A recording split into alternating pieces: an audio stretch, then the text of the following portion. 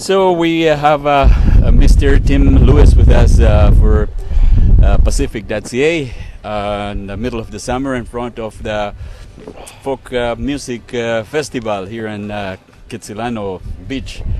And Mr. Lewis is running again for COPE this time in November. Good afternoon, how are you? Very well, thank you. Good. You are running for COPE again this November?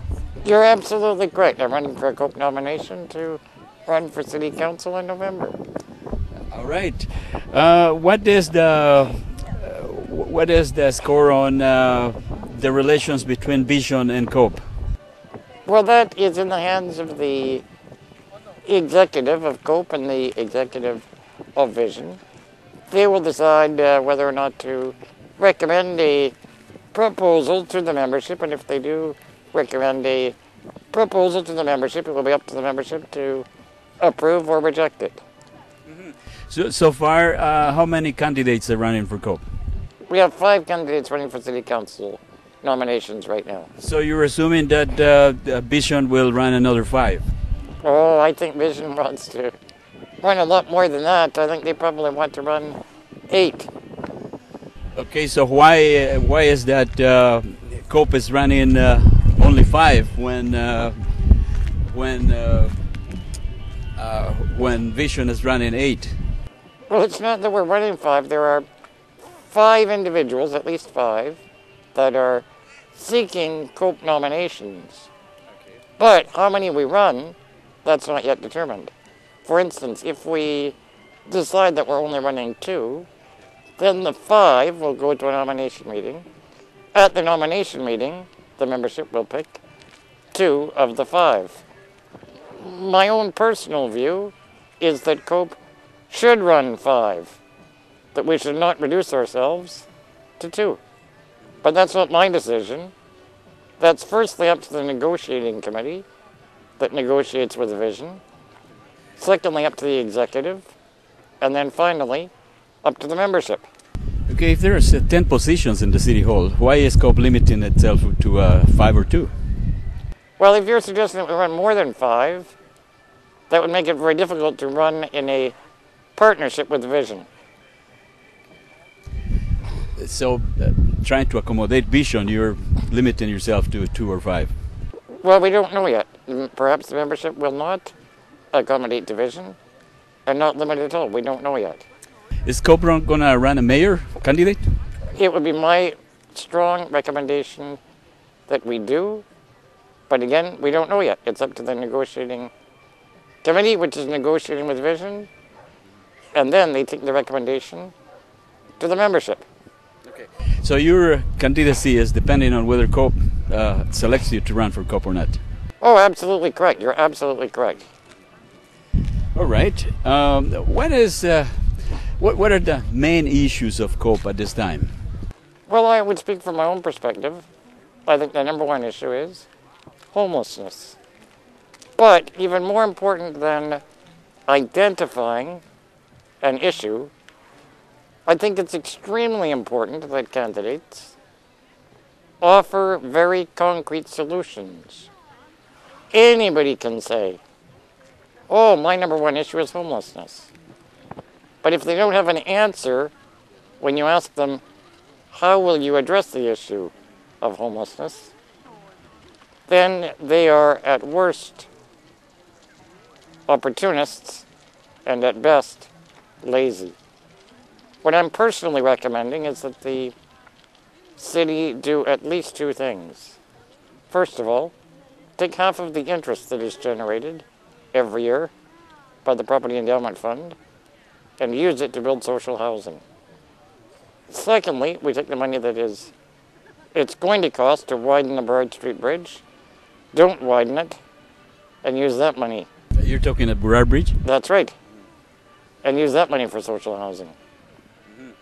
How many units do you think that the city could build the next year or so with the endowment that you're talking about? Well, with the Property Endowment Fund interest alone, we could build hundreds of units a year. How many hundreds? Probably 300. About 300. All right, that means maybe 3 or 4 buildings, and one of the 12 lots or so that the city owns. And then in addition to that, the millions of dollars that the city is proposing to spend on the Burrard Street Bridge. So what is the alternative for the Burrard Street Bridge? What are you proposing? Because the cyclists want somehow some accommodation there. I'm with the cyclists. Take the traffic lane away from the vehicles, give it to the cyclists. That would reduce traffic, reduce greenhouse emissions, and be better for bicyclists. I ride a bicycle all the time, and I noticed that some streets have designed bicycle route, but there are still cars going in both ways, and some of those streets are very narrow. Is it possible? And now polling.ca we have that question, and some people have gone and said yes, we would like to have it.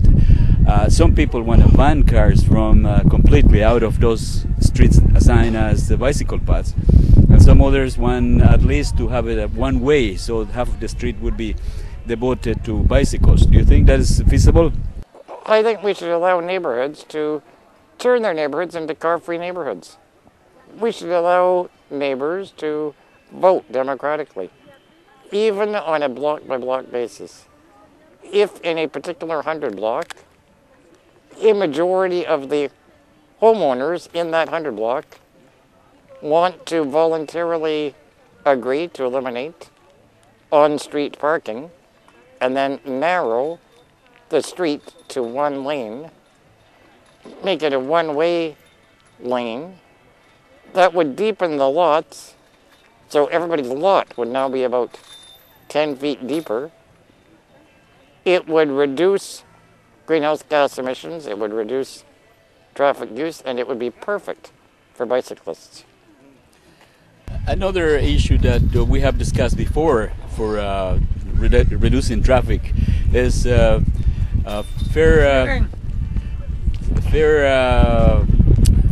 removing the fare box from transit, and some people think it's a good idea, but City Hall or TransLink has other ideas. What do you think you would do if you were elected again? Well, TransLink, as you know, spends 10 cents of every transit dollar collecting that transit dollar.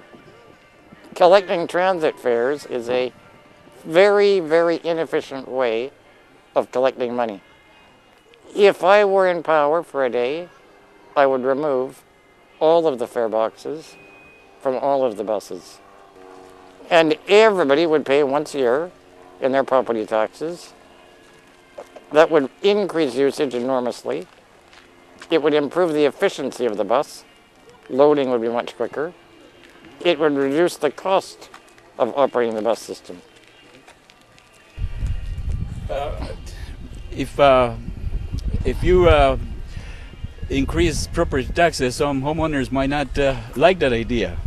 Well, they might not, but what they would be getting in return is a free bus system. Fewer traffic, less traffic congestion, quieter neighborhoods, and an improvement on the climate. Another obstacle that I hear from technologists and bureaucrats is that if the bus were absolutely free, there'll be a lot of hooligans making havoc out of the transit riders. Do you think that's a fair fear? I don't think it's a fair fear at all. Let's try it and see.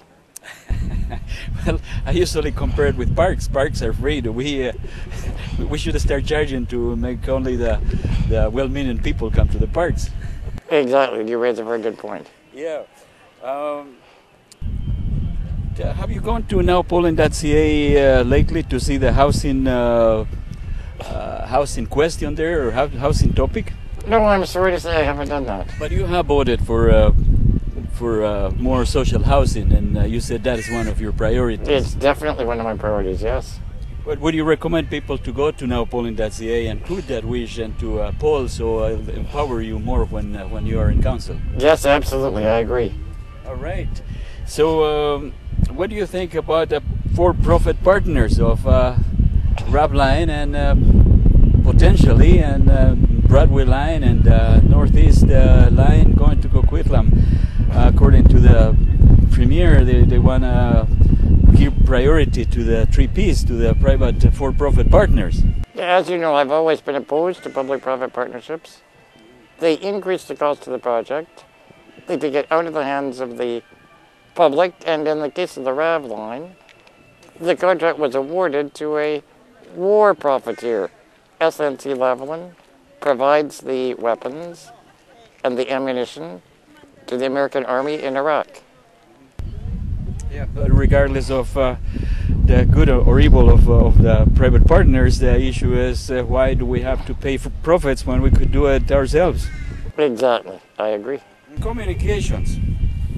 Now, on nowpolling.ca we have a topic about the wireless internet, and in February of 2007 the City Council discussed that, and they decided that they're going to look for private partners to come in with some of the city's assets and knowledge to form this consortium where they could create this network of wireless.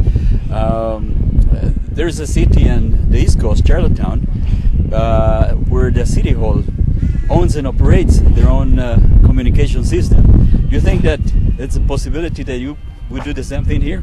If I get elected, it'll be a very high priority. Yes, we should do it ourselves. Mm-hmm. Yes, we don't need to be having a private company do that. Mm-hmm. Well, they said it's $10 million that we have to invest, and that was a steep price to put a network of wireless system. It would be a good investment. And something like $3 million a year of expenses to operate it. That's really a rounding error in the city's budget. It's a rounding error. What do you mean by that? It's a very small amount. That's right. Because the benefit would be a lot higher than that. Exactly, exactly. Yeah, considering all the other payments that the city does in communications. That's right. Right. But most people think that we don't have the money, and therefore we have to go to the private partners to finance us. And I totally disagree. We're awash in money. The city, you mean, is? That's right. All right. There is one more issue that we have discussed before also, and that's the electoral issue. And on nowpolling.ca we are suggesting a perpetual and ongoing type of electoral system. In other words, that people would have the right to recall and referendums as an ongoing thing. Would you support that? I do. What we have right now is not democracy. What we've got right now is a sham democracy. What we need to do is democratize our system. We need to put the decision making in the hands of the public 24/7. With technology, the internet, the web, very easy to do. So you think nowpolling.ca is a good illustration of what we could do with the technology to advance democracy? I think it's the wave of the future. All right, so you would be voting on that issue as the term of office for politicians should be completely cancelled, because if you have an ongoing thing, then if most people decide tomorrow that you are not representative anymore, you should step down. Completely agree. Completely agree. All right, we can argue there. Will you go and vote in nowpolling.ca? I will. I definitely will. All right. Thank you. Tim, thank you very much for your time, and wish you luck on November 15th. Thank you very much.